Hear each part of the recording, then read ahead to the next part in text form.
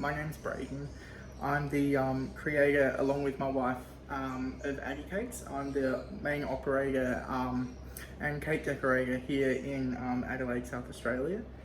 I just wanted to take a moment to show you guys how we make our most popular cake at the moment, just a vanilla cake. Very straightforward, very soft, beautiful flavour, and goes with so many fillings. It's incredible. Any fruit, even just jam and cream, delicious with it. And before we start, I wanted to say a huge thank you to everyone who supported us, who's been by our sides as we try and figure out running this business. And a thank you to everyone who's put their hard-earned money into buying a cake from us. We hope you've loved and enjoyed it as much as we have serving you and making these cakes for you. Without further ado, I'll run you through the ingredients and then we'll get started. Okay guys, so to get us started, we're just going to start by creaming butter and sugar. You want to give this a decent amount of time to actually get nice, light and fluffy. You know it's ready when it's very pale and yeah, as I said, light and fluffy. So we'll probably let that go for maybe 3-4 minutes until it's ready to go. Hopefully you can hear me alright over the mixer. A huge shout out to Kenwood, they make amazing mixes. This one's actually brand new, so we're giving a bit of a test run today.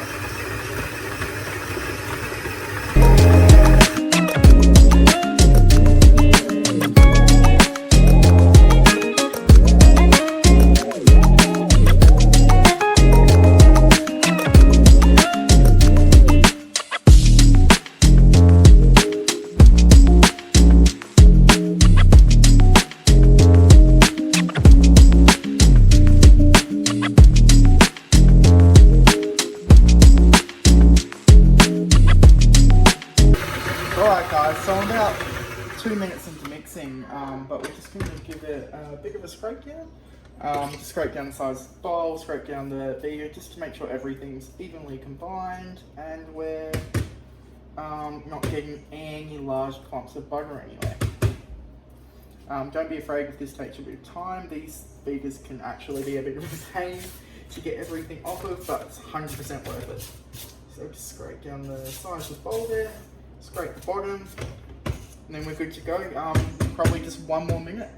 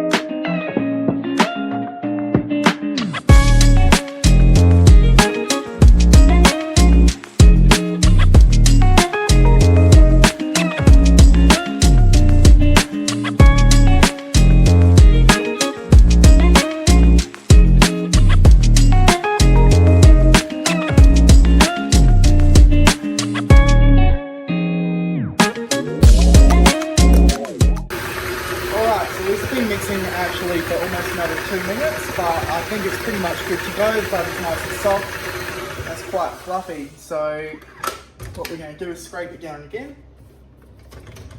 You can tell it almost looks a little bit like a like it's on the way to a buttercream at this point. Also, shout out to anyone in Elizabeth Downs, that's where we're located. Awesome place to live. Really love the community here. We live in a wonderful street with wonderful neighbours. We're very blessed. We're actually located in our home, business-wise. So, and thank you to everyone for their hard-earned money to help us buy equipment like this new stand mixer. So next we just want to get our mixer running again. Just on medium-low speed. Then we're going to add in our eggs, roughly 1 by 1, but if you get a little bit extra in there, that's fine. But you really just want to make sure they're evenly combined, because you are mixing fat and protein together, which especially the fat on fat can really struggle blending to start with. So I do find it's better to turn it up a bit higher for the first couple.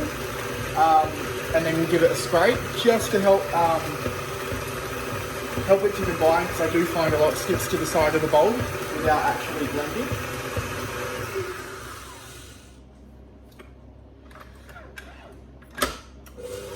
In fact, I'll leave this running for a sec, and I don't know if you can see, but there is just a little bit of stuff stuck to the side of the bowl that's not really blending. So we're just going to scrape that down, and yeah, get it all blended nicely and get the rest of the eggs in there. And once the eggs are in, we'll get our vanilla in, because you really want that in with your fat, because that fat really absorbs flavour really well and helps it to incorporate really well into the rest of the cake.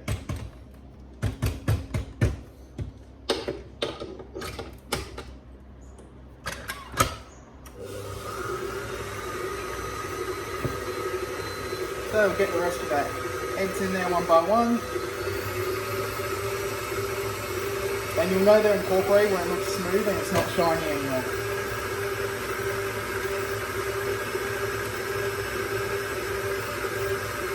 And I do find it's really important in this recipe. I know a lot of people aren't a fan of creaming their butter and sugar together, but I do find in this recipe it makes for a really beautiful light cake and soft cake. Along with that corn flour in the flour blend, it lowers the protein of our plain flour. Just really gives a beautiful texture.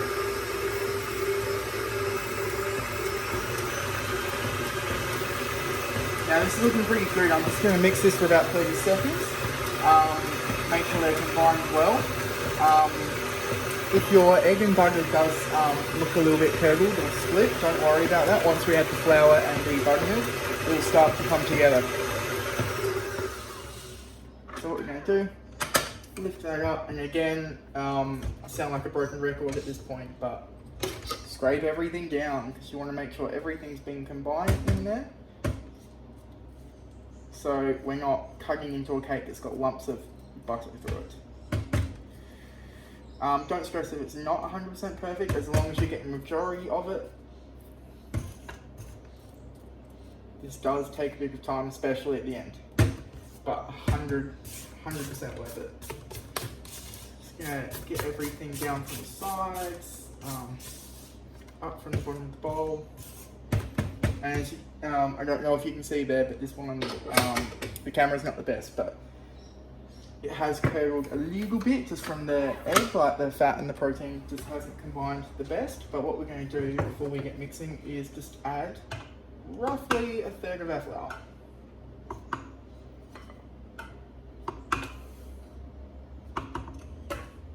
That might have been a bit more, but it should be fine. Just want to keep that on just a low speed.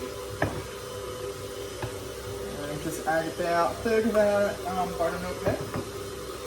And just alternate the two until they're all in there and completely combined.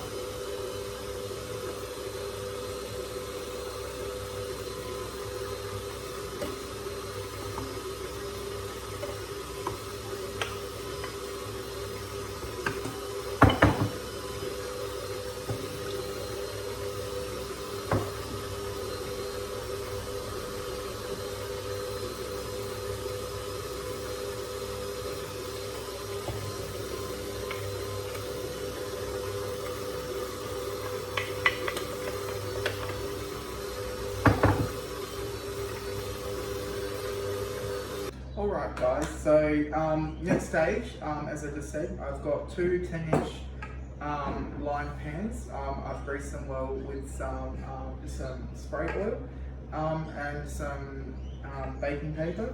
I'm just going to split this mix evenly between the two. Normally I'd say you want to aim between about half to 2/3 full. Otherwise you run the risk of overfilling your pan and going over the edge. This mixture actually also splits perfectly between 3 9-inch pans, which will give you a single layer of cake for each pan, which I really love about this recipe. If you want to, you can also mix some sprinkles through your flour. to give you a funfetti cake, which is amazing for kids' birthday parties. So we'll just spread this out evenly here.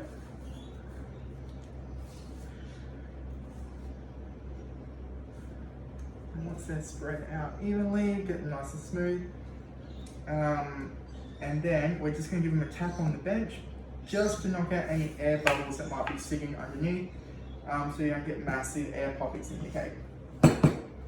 This is a fairly thick batter, so it probably doesn't matter as much as say a mud cake.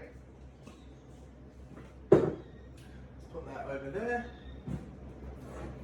And as you can see, we're all ready to go in the oven. So these cakes will need to go into the oven for about probably between half an hour and 45 minutes, depending on your oven type. I'm running my oven at 170 degrees, so probably done in around 30 minutes, 35 minutes, but we'll see how we go. So last but not least with our cakes, I've pulled these out the oven. They've been cooling for about an hour, so there's pretty much at room temperature now. And I'll get them ready to just go straight in the fridge, ready to go. So best way to tell they're good, skewer test, always an excellent one, just make sure it comes out clean. Otherwise, if you can see in these ones, they've come away from the sides a little bit. That's another excellent surefire way to tell that they are completely ready to go. So you should just be able to flip them straight out. And if you've greased your tin well, they'll come out clean. You can also cool them in the tin in the fridge overnight. I need to reuse these ones. And to keep them in the fridge overnight though, I do recommend when you're removing them to run a palette knife or a knife around the edge first, just to help it unstick, because that fat can set, like the oil around the edge can set. So yeah, that's pretty much all for these ones. I'll be wrapping these and putting them in the fridge for later. Thank you guys for watching and really appreciate your time. Please like and subscribe, and keep your eyes and ears open for new videos. Thank you very much.